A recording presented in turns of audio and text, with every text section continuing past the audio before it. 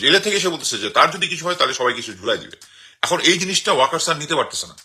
এটাই হচ্ছে ওয়াকার স্যারের প্রেশার, আমি যেটা বুঝলাম। এখন আমি যেটা মনে করি, এই ভিডিও যদি ওয়াকার স্যার দেখে বা কেউ যদি তার কাছে ইনফরমেশনটা পাঠায়, সেটা হচ্ছে আমি মনে করি যে উনি শেখ হাসিনার আত্মীয়, আমরা সবাই জানি।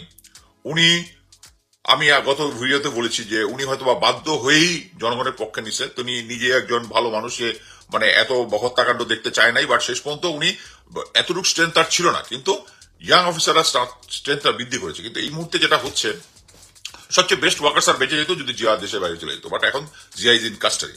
How to deal with it, এবং সে প্রেশার দিচ্ছে ওয়ার্কার স্যারের তারেক সিদ্দিকের সাথে যে কনভারসেশন দিয়ে দিবে, বাট আউট করে দিবে। সে যদি কোনো কিছু হয়, সে নাম্বার অফ কপি করে বিভিন্ন জনের কাছে দিয়ে রাখছে, এটা আউট হয়ে যাবে। এটা শুনেছি যে শেখ হাসিনা মেসেজ দিয়েছে তার লোকজনকে যে 6 মাসের মধ্যে সে নাকি ফেরত আসবে।